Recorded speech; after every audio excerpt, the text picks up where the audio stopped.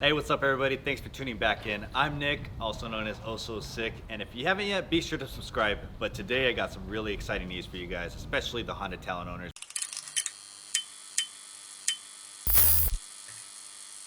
I'm going to be doing the first oil change on my brand new 2021 Honda Talon 1000R, but I'm actually going to have some help thanks to the guys over at Jackson Racing. They're going to be showing me the proper way to do the oil change on the Honda Talon. So they're going to be going over that with me, and I'm going to be sharing that with you guys. So stay tuned. Be sure to watch the entire video, and then maybe you could just do the oil change yourself in your garage or in your shop or whatever. You really don't need to lift the Talon because it sits pretty high, especially with the 32s.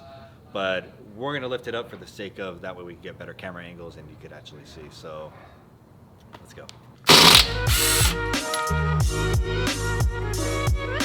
Alright, so the first thing, obviously you want to take off the little side cover so you can get to the oil fill, but just for the sake of videoing, he already took off the skid plate, and the good thing about this is now it's easier to see that you don't have to take the skid plate off to do the oil change, and it literally tells you where the two drain plugs are. So it says engine oil, and then what was the other one that you said? This one over here, the sub-transmission oil, that's like its own drain over here, but we're only handling things related to the engine oil, even though they use the same kind of oil. Those are two separate areas, so we don't have to really touch that part. Both of these are going to naturally drip when you open them up to change out the filters, so rather than just dripping onto your under tray, you take it off, it'll be easier to clean, you won't have any residual oil. And personally, I don't like having residual oil anywhere when you start doing things because it can give false signals. Yep. Like, what does that smell? What is that doing? Right. You know, and if it's just residual, whether it's a car or a side-by-side, that's a lame reason to get freaked out. I like to think of it in anything related to fluids as hours of what you're doing with them. So with what you do with your Talon and how many hours you're putting a certain amount of heat or whatever into the oil, especially if you're prepping for something that you want to stay reliable, then just do your oil changes often. On, like, let's say road race cars, when you're changing oil often on engine or transmission or differentials, and then 5 years later you take it apart and it looks like how it looked when it went in new, there's two reasons for that. One, you put it together properly the first time, yep. And you actually kept up on all your lubrication and you're using quality products. You put your nice good Honda OE oil in a time frame that makes sense. If you're just cruising and you're just putting a lot of miles on your Talon but you're not putting a lot of heat, to an extent you can go pretty far on that oil. Which is probably what they recommend anyway. Yeah, which is what they recommend. You do one desert race, you should probably start with new oil and you should probably change it after that race. Yep. Also, especially with turbochargers, whether it's a Talon with a Jackson Racing turbocharger or any of the other side-by-sides out there that already come turbocharged, oil goes through the turbocharger's bearings to keep them lubricated. Your turbo center housing is probably the hottest part of the entire car, if not the entire turbo. So your oil's cooling that, but it's also having to absorb that heat. And if you're on a desert race, yep, it's just flowing through that turbocharger. It's good to just change it often. Whether it's a Talon with a turbo, whether it's another brand's side-by-side with a turbo, whether it's your SI with a turbo, yep, going to the track. Oh yeah, after every track day. Yeah, constantly doing turbochargers put heat into oils. It's just science. How long will it take us to do an oil change on a Talon? Time frame. Pretty easy. Both of these just have to be opened up and change your filters out, and that's really not hard. There's not a whole ton of oil in it, so it's not going to take a ton to drain it. It's pretty easy. The thing that probably took the most time is getting it situated in a safe area so you have room to work and getting that under tray off, and that took a couple minutes. Yeah. And that was just by choice. Again, yeah, you don't have to, because it's really good that Honda actually labels it so you know exactly what bolts to take off to drain your oil. Another reason too for taking it off, it's not the first time we've worked on Nick's Talon. I just like to be able to put my eyes on things and make sure everything's okay. Main oil drain plug, and then you've got this smaller one over here. Both of them are important to getting drained. Perfect. Yeah. Always a good sign when your oil still looks like oil.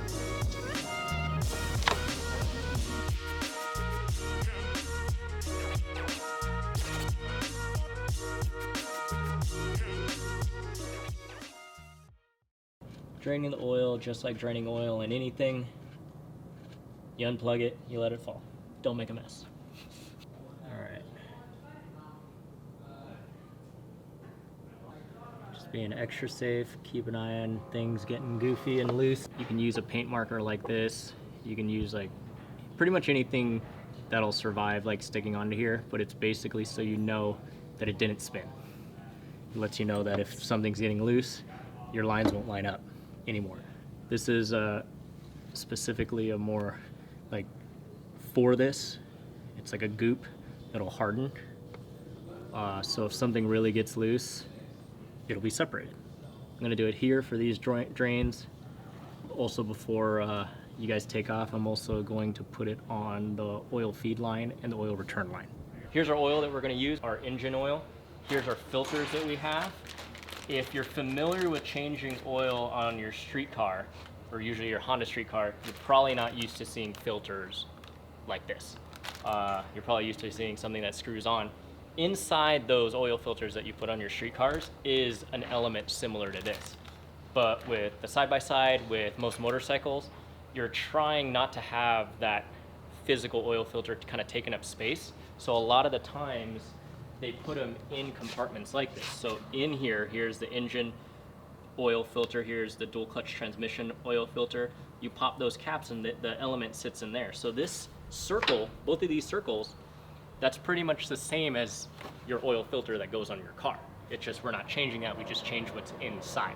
Very common with, I've seen it in BMWs, like street cars, they like doing this. It just makes it better for packaging. So you don't have a bunch of stuff hanging off. Especially off-road racing, like on a Talon, you probably don't want an oil filter just hanging out in the middle of nowhere, knowing that you're going through a lot of different terrain and there could be rocks and who knows what, and you're jumping. You don't want to have the weight of that oil filter sitting on like a stud. So that's why we do it that way. It look a little strange, but if you actually take a look at this kind of cylindrical shape right here that's near the two other filters, this line is actually coolant. This is what's used as the oil cooler.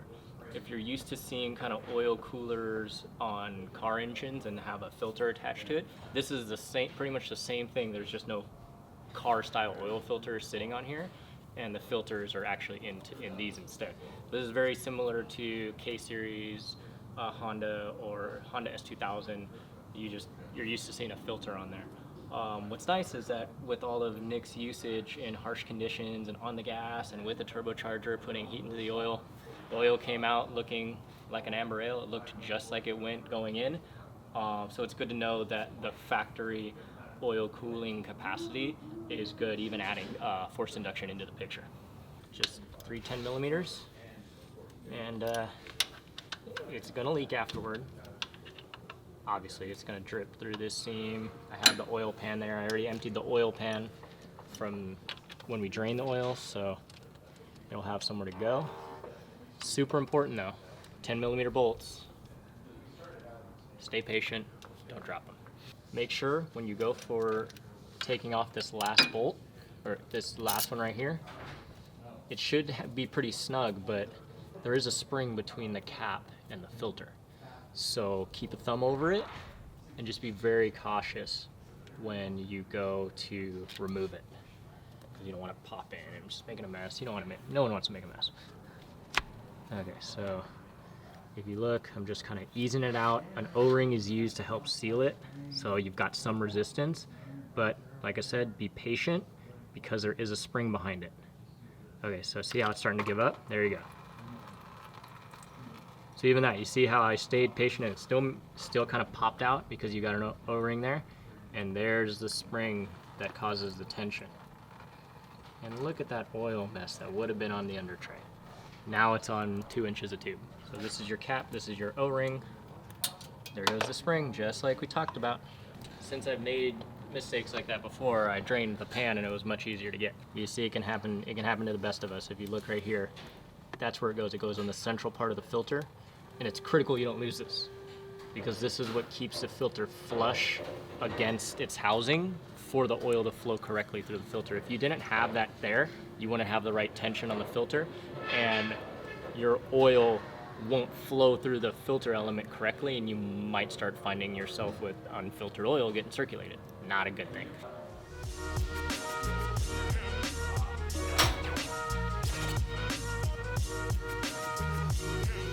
OEM oil filter, engine oil filter for Honda Talon. As long as you read, you should be fine. Outside, toward filter cover. The other nice thing too. Very specific. Yeah. Other nice thing too. Here's the area where that spring sits. The other side, you can't put a spring on it. So if you somehow got it to fit with this outside, you probably don't have the spring in it, and that's a very, very bad thing. You got to put a filter and a spring together with a cap. The nice thing is, since the cap is O-ringed and has some tension going on, if you can get it on there and press it smoothly, it should stay in place for the most part as you get the bolts on. So you don't have to like fight the tension of the spring while tightening the bolts, which leads to mistake and mess. I'm gonna let it hang out in its nice predisposed spot. Can't get that wrong. If you do this, you do this. So if you play Tetris, Yeah, you should be able to figure it out. Yeah. All right, so rubber side, flush into the stud. If you're familiar with working on cars, this would be the threaded portion that you would thread a filter onto. So it's doing essentially the same thing. For my own OCD, the dialogue is perfectly readable. Yep.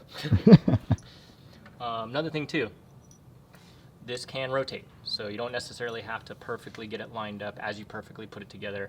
Once the O-ring's in, you can twist it a little bit and it'll have some room. So there's your spring.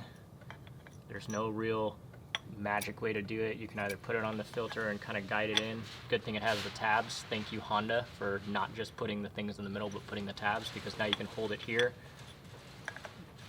line it up into the tabs, and then just let it fall into place. And so now, see how you can see that there's spring tension? Yep. So you know it's good. And you go the rest of the way.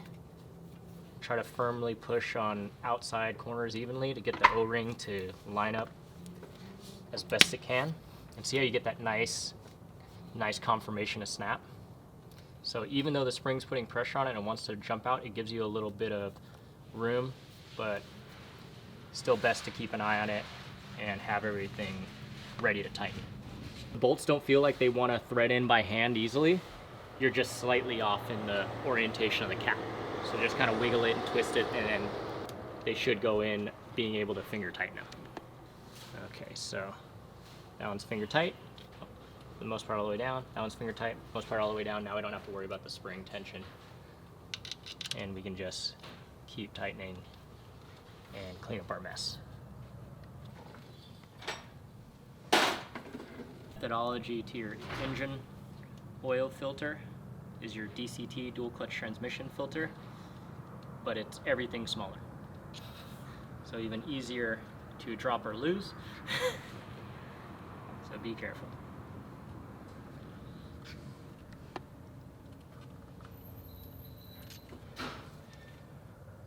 Under spring tension as well.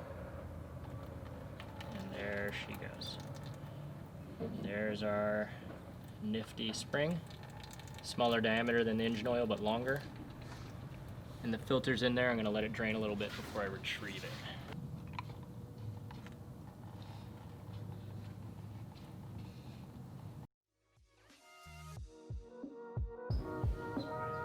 Put the spring there. I'm going to use the cap and line up the center notch that's designed for the spring to hold it in place. Okay, we got it's central.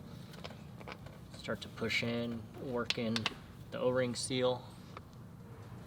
This spring's a little taller than the other one, so it kind of has a little bit more tension when you're trying to get the cap on. So again, be cautious, keeping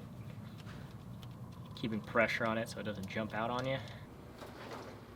Upgrading to a 40 weight from a 30 weight with the oil to help compensate for some of the harsh conditions that we know he does in his Talon. The 10 part of it, when it starts up, totally going to be the same as the normal oil. We're just going with a little bit more protection. Also, there's going to be a little bit more oil that we got to put in it, since the turbocharger does have some lines and then some capacity that goes into the turbocharger itself. So it'll be just under 8 quarts to get everything filled. And you know, between these two we got 8. It's about 7.5, 7.6. So this should cover us. Still going with a very good, proper use Honda oil for what needs to be used here, just going with a little bit more protection.